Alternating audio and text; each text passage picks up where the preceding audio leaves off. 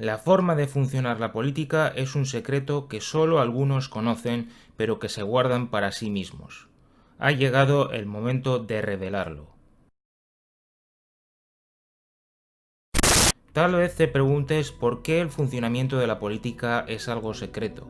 La razón es bien simple. Si conoces su funcionamiento, la entiendes, y a partir de ahí nadie va a poder engañarte. Así que la primera lección que necesitas aprender es que la política recurre a la mentira para ocultar la realidad. Pero mejor dejemos esto para otra ocasión. Por ahora vamos a centrarnos en los principales aspectos de la política. En primer lugar, hay que decir que la política tiene tres aspectos diferentes, pues esta puede ser considerada como una estructura, un proceso o un resultado. Cuando hablamos de la política como estructura, nos referimos a la organización política de la sociedad, es decir, la forma en que una sociedad organiza el funcionamiento de la política.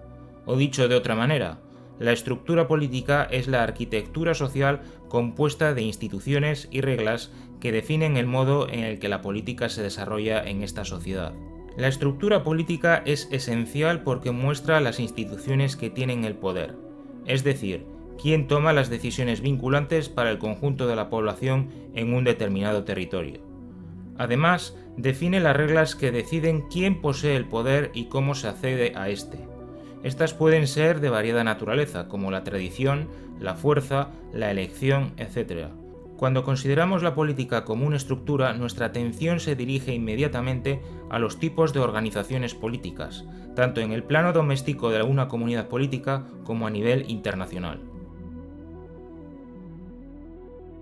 Cuando hablamos de la política como un proceso, nuestra atención se centra en el comportamiento tanto individual como colectivo. Lo importante aquí es quién hace qué, pero también los factores que impulsan a los diferentes actores a hacer ciertas cosas. Desde este punto de vista, tienen especial interés las motivaciones y las diferentes formas de intervención política. Esto plantea la cuestión de por qué alguien hace algo. Así pues, esta perspectiva muestra la política en acción y destaca su dimensión dinámica. ¿Cuáles son los principales factores que afectan a la política como proceso? Fundamentalmente el contexto cultural y los actores que toman parte en la lucha política. En relación al contexto cultural, cabe decir que lo componen diferentes elementos como las actitudes culturales y políticas que moldean los códigos de conducta políticos. Los valores e ideologías también juegan un papel importante. Juntamente con esto nos encontramos con la socialización política y finalmente los medios de comunicación y la opinión pública. En cuanto a los actores, cabe decir que son decisivos porque son los que conducen el curso de la acción en el proceso político. En cualquier caso, debemos hacer la distinción entre actores y las diferentes formas de acción política. Así, cuando hablamos de la acción política nos referimos a diferentes comportamientos, tanto individuales como colectivos.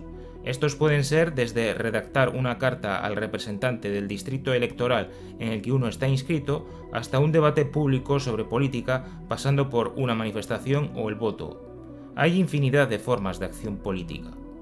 No hay que olvidar que no hay acciones políticas sin actores políticos, pues existe una amplia variedad de actores que participan en la política de maneras diferentes y de entre los que podemos mencionar los más comunes. En primer lugar, encontramos los grupos de presión. Llevaría mucho tiempo explicarlos con detalle, de modo que por ahora nos limitaremos a señalar que los grupos de presión son organizaciones que intentan influir en las políticas públicas en su propio provecho.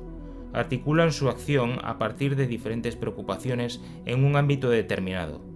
Hay multitud de ejemplos de grupos de presión como la NRA, las asociaciones de consumidores, Greenpeace, Oxfam, Human Rights Watch, la IPAC, etc. En otro lugar están los movimientos sociales que están compuestos tanto por organizaciones como por individuos que centran su actividad en problemas políticos o sociales específicos. Existen muchas definiciones de los movimientos sociales, pero no vamos a detenernos en esto ahora. Tan solo añadir que estos actores tratan de llevar a cabo, resistir o desarticular un determinado cambio social. Los ejemplos de movimientos sociales son múltiples como el ecologista, el movimiento obrero, el movimiento por la paz, el antinuclear, etc.